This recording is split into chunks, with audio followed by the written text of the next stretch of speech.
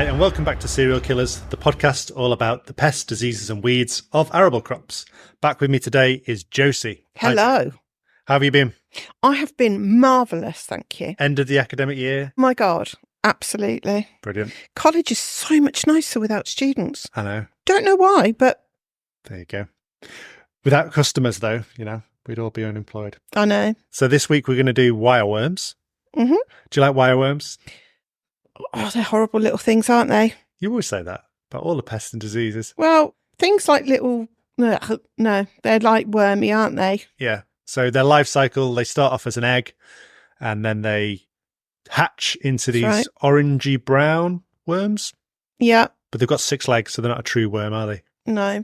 Yeah. But they hatch and they can stay in the soil and feed for 4 to 5 years, if not more. Mm. So that's why they're such a pest. Yeah. And then they pupate and they emerge as a beautiful butterfly, do they? Or what do they? No, a click beetle. A click beetle. From the family Elateridae. Yeah. Or a Groites genus as well.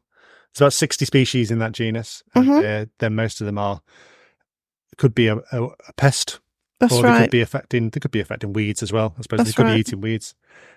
3 species that are particularly of note are Linnaeus, which is probably named after Carl von Linné, the Swedish taxonomist, Obscurus, probably because it's hard to find, and Spudulata, which I have no idea why it's called that, but there you go. And they're all indistinguishable from each other. That's right. But thing that makes them distinguishable from other beetles is that they make a clicking or snapping noise to frighten away their predators. Is that what it's for? So, yes. It's not like just a jump or anything. No, it does. They do it to startle their predators, and then when they do it, they flip over onto their underside.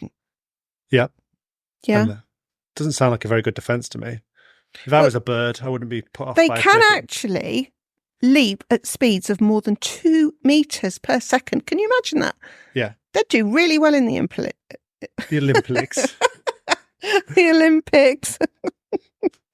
That's it. Yeah, the wireworm Olympics, the pest and disease Olympics. That's right. So these are going to be an issue for beet crops because the larvae feed off the taproot, and if the taproot is messed up, then you're not going to get a nice beet. No, whether that's a beetroot or a sugar beet. That's right. Can they affect cereals and beans and other stuff like that?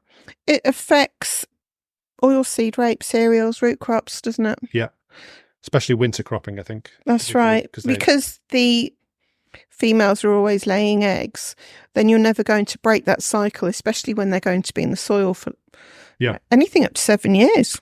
They're sort of like 2 centimetre long adults and probably 2.5 centimetre long wireworms. I suppose what they might get confused with, worms themselves, leather jackets. Yeah, they do look a little bit like leather jackets, but they're often grouped together colour. with leather jackets, aren't they? Especially in turf grass. Like if you're in sports turf, they talk about wireworms and leather jackets sort of together almost as the sort of larvae that are a problem. So, what sort of methods of control for these horrible pests? With the current kind of trend in not turning your soil over, they actually like undisturbed soil. Yeah. Whereas if you were to turn it over, then you would get natural predators that would come and kind of eat them up. Yep, songbirds. That's right. They love them. But yeah, it's a choice between leaving the fields as they are or ploughing them. But crop rotation. Yep.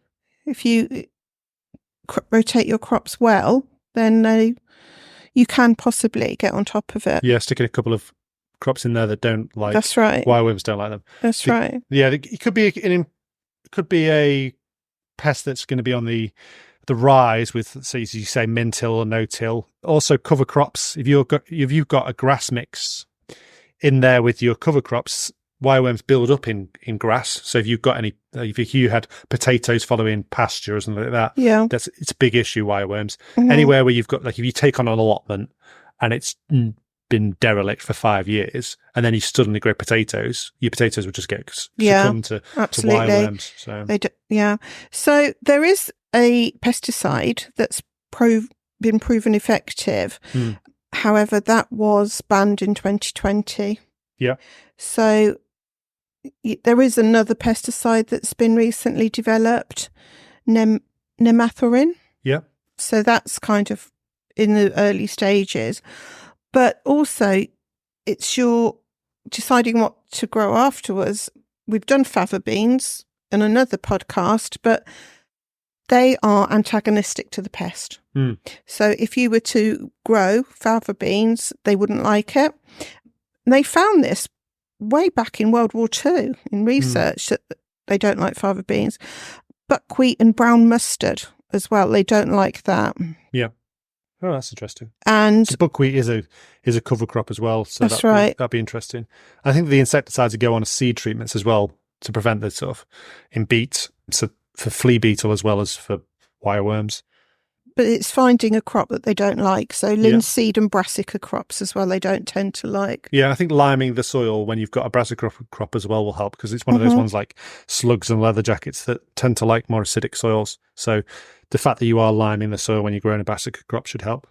Yeah, the impact on the arable industry in the UK is at anything from 5 to 25% losses. And did you know that they pollinate magnolia trees? No. So if you've got any magnolia trees in your garden on your farm? I've got one. I've got a stellata. Anything related to magnolia as well. There's like a few primitive flowering plants were around when the dinosaurs were around. They are pollinated by beetles. They don't have petals or sepals. They have something called tepals, and the beetles come along and they just eat the flowers.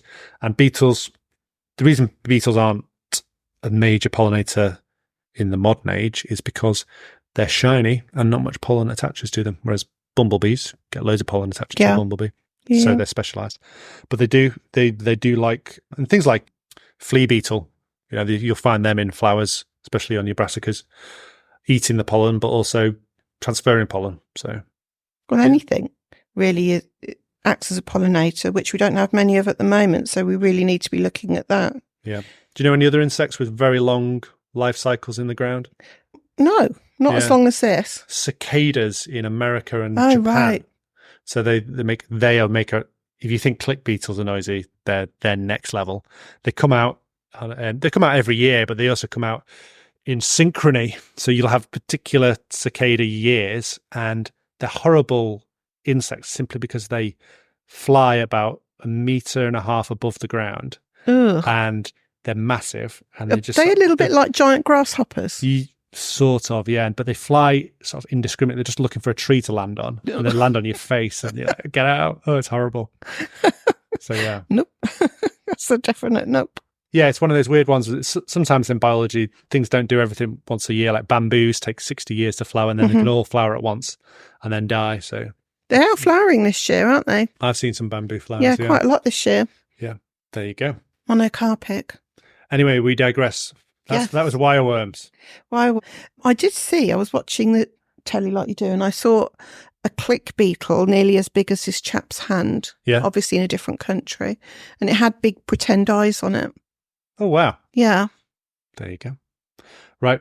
Got any jokes for us about click beetles? No, not really. No, come on, Josie. It's supposed to bring a joke to every podcast. Oh. That's your They're not job. Really funny, are they? No. There you go. Anyway, enough waffle. that was wireworms. Let's do meadowgrass next time. Lovely. All right. Thanks, Josie. Thank you. Until next time.